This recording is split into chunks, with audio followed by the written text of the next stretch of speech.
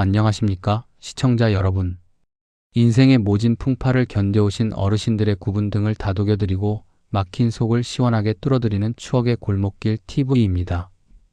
찬바람이 매섭게 불어오는 겨울이 오면 유독 밤잠을 설치며 기침을 하시는 어르신들이 많습니다. 나이가 들면 폐활량이 줄어들고 기관지가 약해져 작은 감기 하나도 폐렴으로 번져 목숨을 앗아가는 무서운 저승사자가 되곤 합니다.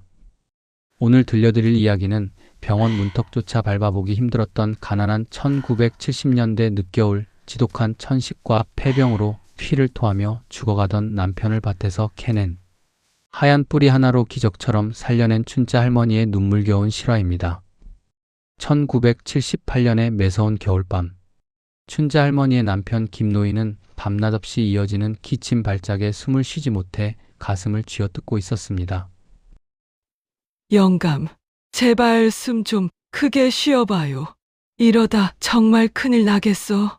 내가 내일 당장 옆집 영숙이네 가서 돈이라도 꿔올 테니 날 밝으면 읍내 의원부터 가봅시다. 예? 쿨럭. 쓸데없는 소리. 우리 먹고 죽을 돈도 없는데 무슨 의원이야. 쿨럭. 그냥 이불이나 두껍게 덮어주소. 4명이 여기까지인 게지. 지독한 가난이 원수였습니다. 남편이 쿨럭일 때마다 이불에는 검붉은 핏방울이 튀었습니다. 춘자 할머니는 뜬 눈으로 밤을 새우며 남편의 앙상한 손을 붙잡고 소리 죽여 오열했습니다. 이대로 남편을 허망하게 보낼 수는 없었습니다. 나레이터 다음날 새벽 춘자 할머니는 집 불락이라도 잡는 심정으로 마을 산자락에 있는 작은 암자를 찾아갔습니다. 그곳에는 의학적 지식이 깊기로 소문난 노스님이 계셨습니다. 춘자 할머니는 스님의 바짓가랑이를 붙잡고 남편을 살려달라며 통곡했습니다. 보살님, 울음부터 거두시지요. 천가서 폐가 얼어붙은 것이니 땅에 뜨거운 양기를 품은 하얀 보약을 먹여야 합니다. 지금 당장 밭으로 와서 얼어붙은 흙을 뚫고 자란 가장 단단하고 매운 겨울 물을 캐 오십시오. 인산. 녹용보다 구하기 쉬운 그것이 사람을 살릴 것입니다. 흔하디 흔한 무가보약이라니. 반신반의했지만 춘자 할머니에겐 선택의 여지가 없었습니다.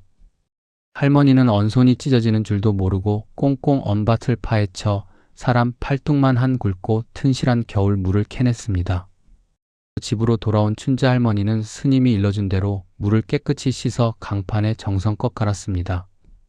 그리고 이웃집에서 간신히 얻어온 귀한 토종꿀을 무즙에 섞어 따뜻한 아랫목에 하루 동안 숙성시켰습니다. 무의 매운맛이 꿀과 만나 진득하고 달콤한 약물로 변해갔습니다.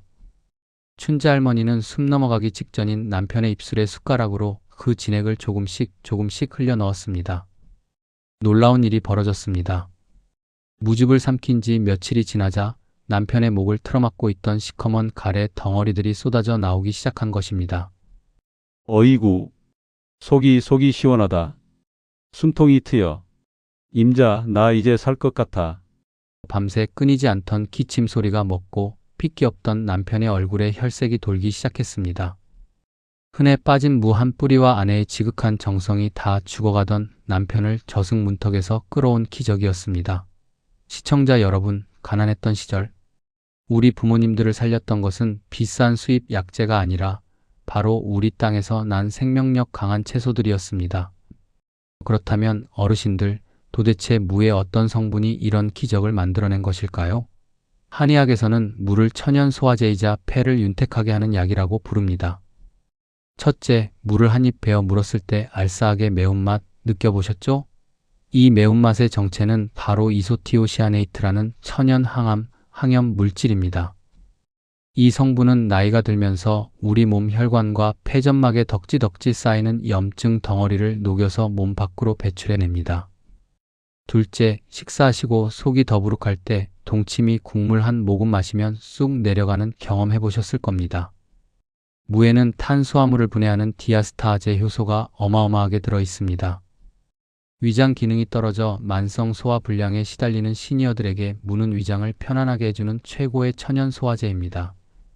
하지만 이렇게 좋은 무도 어떻게 조리하느냐에 따라 그냥 물이 될 수도 있고 불로초가 될 수도 있습니다. 수백, 수천 명분의 식재료를 매일같이 다뤄오며 식재료의 영양을 극한으로 끌어올리는 현장 전문가들의 실전 조리 비법을 하나 빌리자면 물을 다룰 때 가장 중요한 것은 결과 온도입니다. 어르신들, 물을 푹 끓여서 익혀 드시면 달콤하고 맛있죠? 하지만 기침과 가래, 염증을 잡는 핵심 성분인 디아스타아제와 이소티오시아네이트는 열에 매우 약합니다. 50도 이상으로 가열하면 이 귀한 효소들이 다 파괴되어 버립니다. 그래서 약으로 드실 때는 반드시 생으로 드셔야 합니다. 전문가의 무꿀즙 완벽 제조법. 무의 껍질에는 알맹이보다 비타민C가 2.5배나 많습니다. 껍질을 절대 깎아내지 마시고 억센 수세미로 겉에 묻은 흙만 털어내듯 깨끗이 씻어주세요. 믹서기에 확 갈아버리면 마찰열 때문에 영양소가 파괴됩니다. 강판에 천천히 갈거나 얇게 채를 썰어주시는 것이 좋습니다. 채를 썰 때 표면적이 넓어지면서 세포벽이 깨져 약효 성분이 훨씬 더 많이 우러나옵니다. 소독한 유리병에 채 썬 물을 담고 무가 잠길 정도로 꿀을 붓습니다.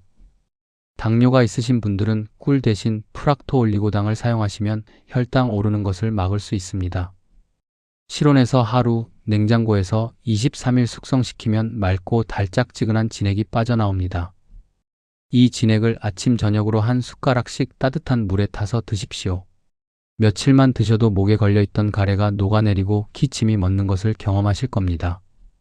주의하실 점도 있습니다.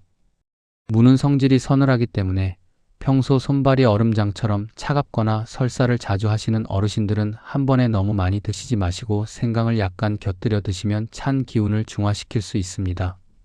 우리 주변에 흔하게 널려 있어 그 가치를 몰랐던 하얀 보약, 무. 오늘 당장 시장에 나가서 묵직하고 단단한 무 하나 사오셔서 가족들의 건강을 지키는 천연 상비약을 만들어 보시는 건 어떨까요?